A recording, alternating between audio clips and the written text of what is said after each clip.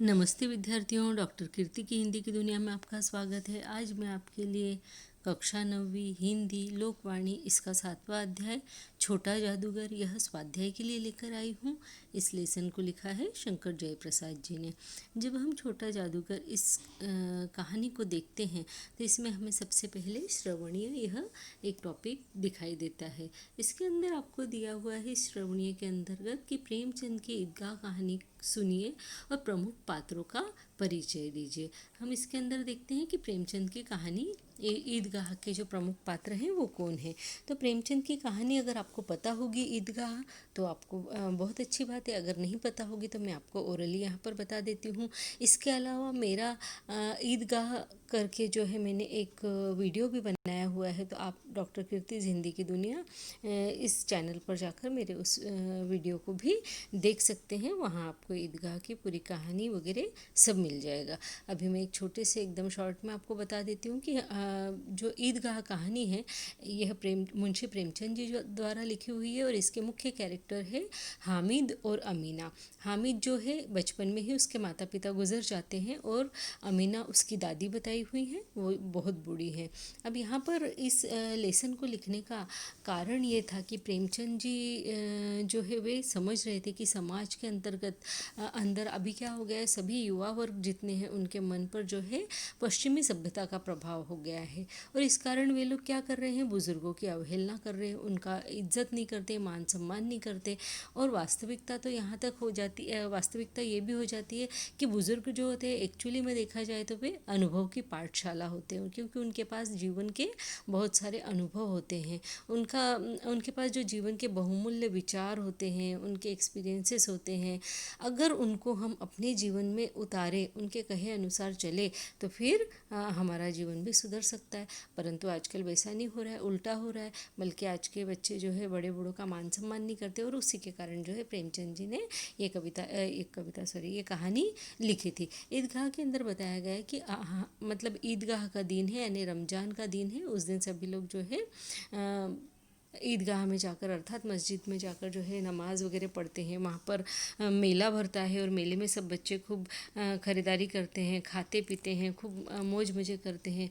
यानी सुबह से ईदगाह वाले दिन से उस गांव में जो है हलचल दिखाई देती है। लेकिन हमीद की जो दादी है अमीना, वो बहुत दुखी हो जाती है। वो सोचती है कि क्यों ये ईदगाह मतलब क्यों ये रमज़ान का दिन आ गया, क्योंकि मेरे पास वैसे ही खाने के लिए पैसे नहीं है और गरीबी में गीला आटा मतलब अब ये जो ईदगाह जब जाएगा हामिद तो मैं उसको क्या दूंगी वगैरह सोचती है। और सब बच्चे जो है अपने अपने पेरेंट्स के साथ में ईदगाह जाते हैं, लेकिन अमीना जो है वो हामिद के हाथ में 3 पैसे दे देती है और उसको बोलती है कि तुम सबके साथ में, अपने मित्रों के साथ में, अपने दोस्तों के साथ में जो है ईदगाह में चले जाओ।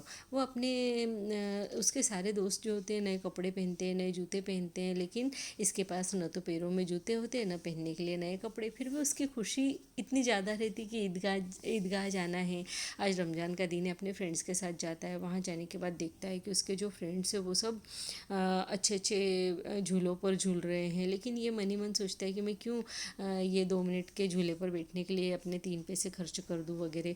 इस हिसाब से सोचते हुए वे वो पूरा मेला घूमता है और जो दूसरे बच्चे हैं वो खिलौने लेते हैं, खाने पीने के लिए मिठाइयाँ ये वो सब चीज़ें लेते हैं, लेकिन हामिद वहाँ पर एक भी रुपया खर्च नहीं करता। अब यहाँ पे उसके जो मित्र बताए गए हैं, उसके मित्रों में मोहसिन, महमूद, उसके अलावा नूरे करके एक है, ये सब लोग जो है अपने अपने खिलौने खरीदते हैं और अपने आप को बहुत उस्ताद समझते हैं कि हमने ये खिलौने खरीदे। और जब हामिद पूरे ईदगाह के आजू बाजू जो मेला लगा है उसमें सब दूर घूमता है, उसको कोई चीज़ समझ में नहीं आती कि मैं क्या लूँ। लेकिन तभी उसका ध्यान एक दुकान पर जाता है जहाँ पर लोहे का सारा सामान मिल रहा होता है ना। तो वो देखता है कि वहाँ पर एक चिमटा रखा हुआ है और उसे याद आती कि मेरी दादी अमीना जब रोटी बनाती है तो चूल्हे से रोटी उतारते समय, तवे से रोटी उतारते समय उसका रोज़ हाथ जल जाता है, तो क्यों ना मैं ये चिमटा ले लूँ। वो चिमटा ले लेता है, चिमटे की मतलब दाम पूछता है और दाम पूछने के बाद में उसे पता पड़ता है कि चिमटा तो थोड़ा महंगा है। तो उसको पता होता है कि अब अगर मैं कम में मांगूंगा तो दुकानदार मुझे डांट लगाएगा, लेकिन फिर भी वो हिम्मत करता है और बोलता है कि अगर 3 पैसे में देना है तो दे दो, और आगे निकल जाता है। तो दुकानदार जो है उसकी बात को सुन लेता है और उसको बोलता है कि हाँ आ जाओ, 3 पैसे में लेके चले जाओ।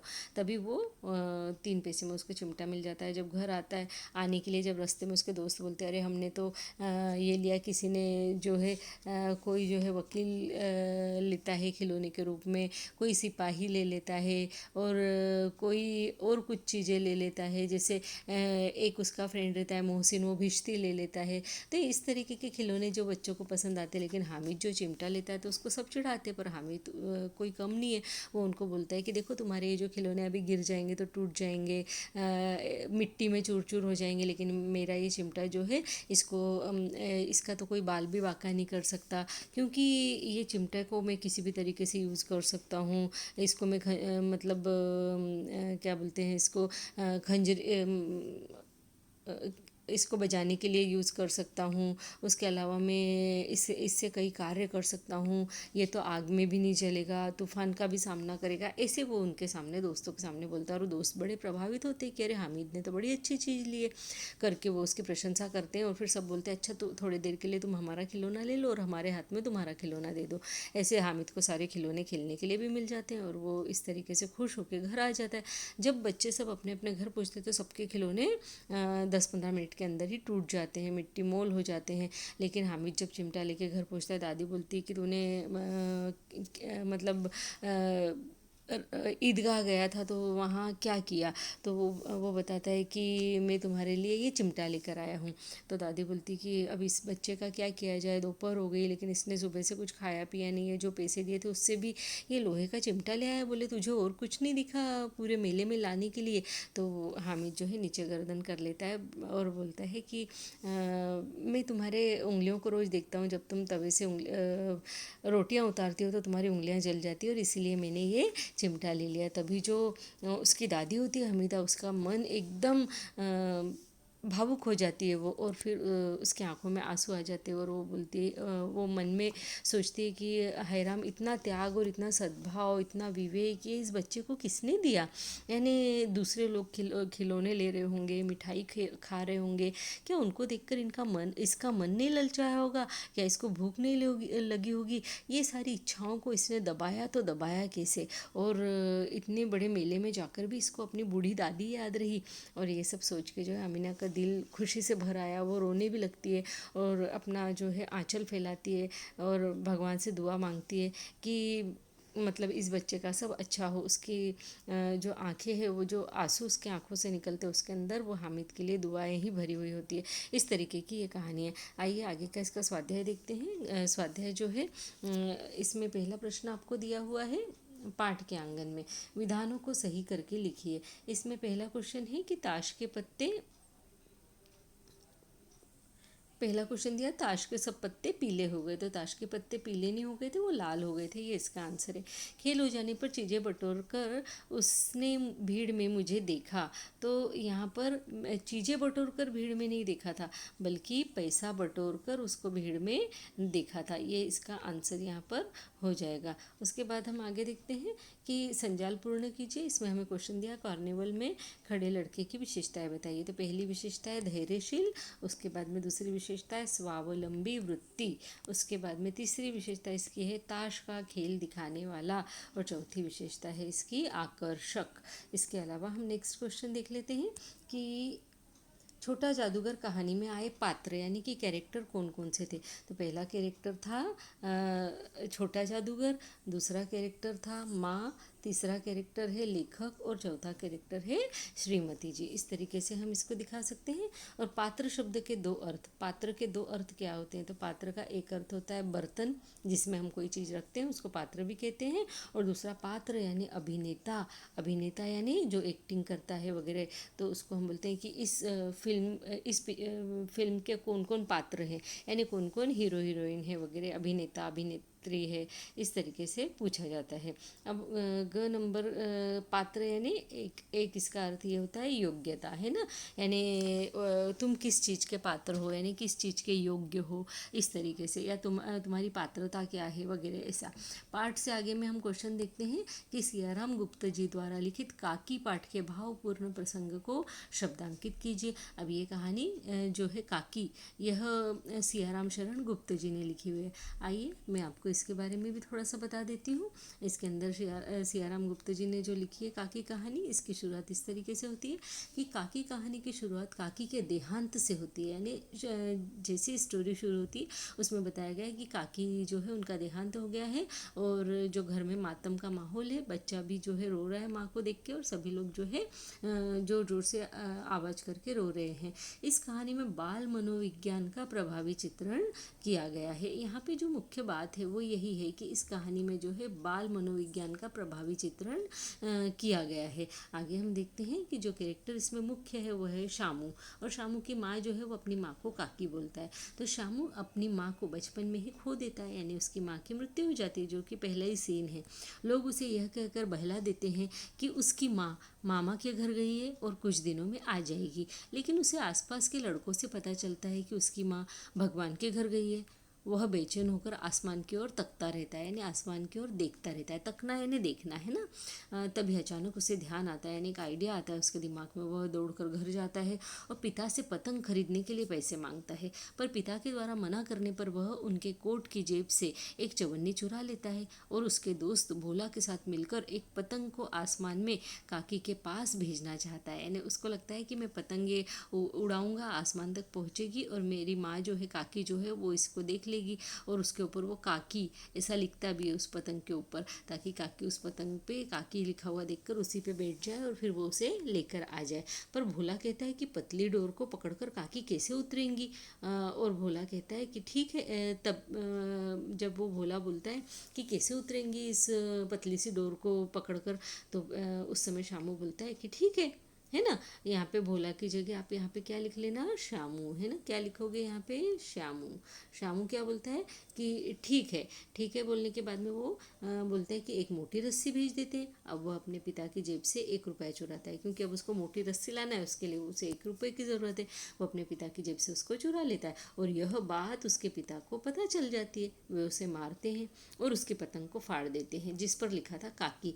यह प्रसंग बताता है कि शामू काकी से कितना प्रेम करता है। वह चाहता है कि काकी उसकी पतंग पर बैठकर वापस आ जाए, इसलिए वह काकी लिखकर उसे आसमान में भेजना चाहता है। इससे उसका अपनी माँ के प्रति प्रेम भाव, हर हाल में उसे वापस पाने की चाह, उसकी नादानी और भोलापन इस घटना को भावपूर्ण बना देते हैं, जो पाठकों के मन पर गहरा प्रभाव डालने में सक्षम है। तो ये हमने इस कहानी के बारे में लिख दिया, जिसके बारे में हमें बताया गया था काकी के बारे में, है ना।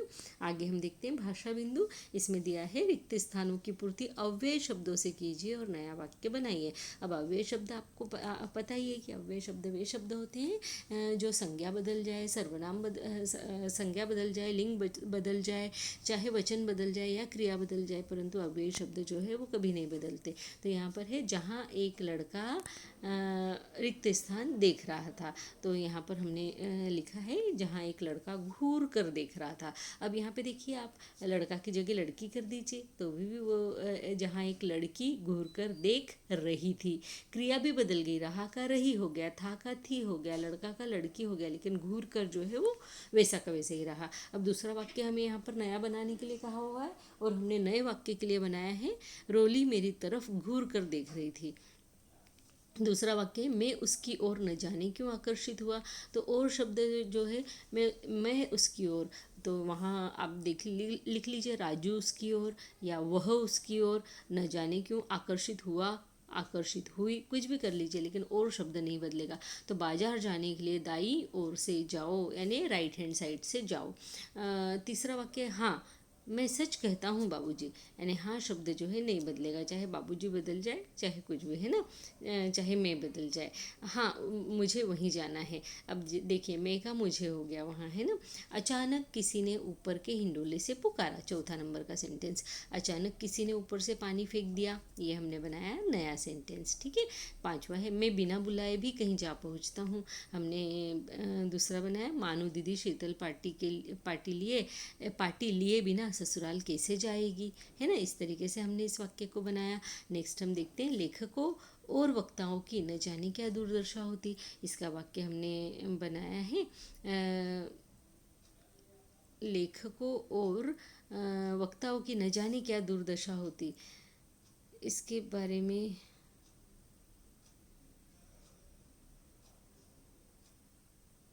राजू और श्याम साथ में स्कूल गए। उसके बाद में हमने बनाया, अरे क्या बात, तो हमने नया सेंटेंस बनाया, अरे तुम यहाँ कैसे। वह बाजार गया क्योंकि उसे किताब खरीदनी थी, हमने बनाया नया वाक्य, वह पढ़ रहा है क्योंकि कल परीक्षा है। पाठ से आगे में जो काकी वाला दिया था वो हमने देख लिया है। उसके अलावा अब हम देखते हैं कि पेज नंबर जो है, पेज नंबर 20 पर आपको ये क्वेश्चन दिया हुआ है आसपास, और इसमें दिया है अपने विद्यालय की किसी समारोह का सूत्र संचालन कीजिए। सूत्र संचालन यानी क्या, तो आप जब कोई प्रोग्राम होता है तो उसके लिए जो सामने खड़ा होकर उस कार्यक्रम का संचालन करता है, अनाउंसमेंट करता है, उसको हम सूत्र संचालक बोलते हैं। तो हमने यहाँ पर हिंदी दिवस का सूत्र संचालन लिखा हुआ है। तो हिंदी दिवस अगर है स्कूल में और उसके सूत्र संचालन में आपका सिलेक्शन हुआ है कि आप इसका सूत्र संचालन कीजिए, तो उसमें हम कैसे लिखेंगे, देखिए, मैं भारतेंदु हरिश्चंद्र द्वारा लिखित इन पंक्तियों से हिंदी दिवस के कार्यक्रम को शुरू करना चाहूँगी। लाइनें इस तरीके से, पंक्तियाँ, निज भाषा उन्नति है सब उन्नति को मूल, बिन निज भाषा ज्ञान के मिटत नहीं को सूल। अब यहाँ पे आपको बताइए, ये आपकी पाठ्यपुस्तक की कविता से यानी ली हुई ये दो पंक्तियाँ हैं। निज भाषा उसका नाम है, और यहाँ पे आप इसका अर्थ भी बता सकते हैं। आगे हम लिखेंगे, आगे हम बोल सकते हैं, सूत्र संचालक जो है वो बोल सकता है, हिंदी हमारी राजभाषा है और इसी का सम्मान करने और प्रचार प्रसार करने के उद्देश्य से हम हर वर्ष 14 सितंबर को हिंदी दिवस मनाते हैं। हम सभी आज यह दिवस एक उत्सव के रूप में मनाने के लिए यहाँ एकत्रित हुए हैं। और बाद में बोलेंगे कि मैं आज के कार्यक्रम के मुख्य अतिथि श्रीमान प्राचार्य महोदय जी, यानी कि प्रिंसिपल, एवं सभी आमंत्रित मान्यवरों से एवं गुरुजनों से माँ सरस्वती की मूर्ति के समक्ष दीप प्रज्वलित करने का अनुरोध करता हूँ। दीप जला के हो चुका, उसके बाद में बोलेंगे कि साथियों, मैं अपने विद्यालय के हिंदी विषय के हमारे शिक्षकों को प्रणाम करता हूँ कि उन्होंने हमें अपनी राजभाषा का महत्व समझाया, और उनसे हिंदी दिवस पर 4 शब्द कहने के लिए मैं उन्हें आमंत्रित करती हूँ। शिक्षक करता हूँ या करती हूँ, जो भी है वो देख लीजिएगा आप। 5वां पॉइंट देखते हैं हम लोग। शिक्षक आते हैं, अपना भाषण देते हैं और समाप्त हो जाता है, तब फिर बोलते हैं कि बहुत सुंदर, अद्भुत। मैं सभी दर्शकों से अनुरोध करती हूँ कि हमारे गुरुवर के लिए अर्थात हमारे शिक्षक के लिए तालियां बजाकर उनको धन्यवाद कहें।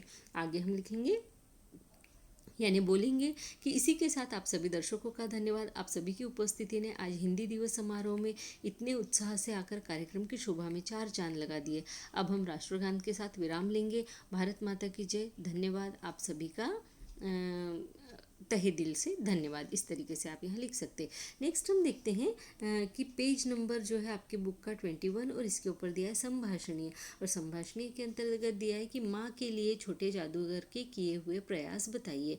इसमें हम लिखेंगे कि छोटे जादूगर ने अपनी माँ के लिए क्या क्या प्रयास किए थे। तो पहला तो माँ को पथ्य देना है ना, दवाई वगैरह, दवाई जो खाते हैं उनको जिस तरह का खाना देने के लिए कहा जाता है डॉक्टर के द्वारा, वैसा खाना देना, जैसे खिचड़ी है या कोई भी हल्का खाना है, दलिया है, वो उस तरीके से।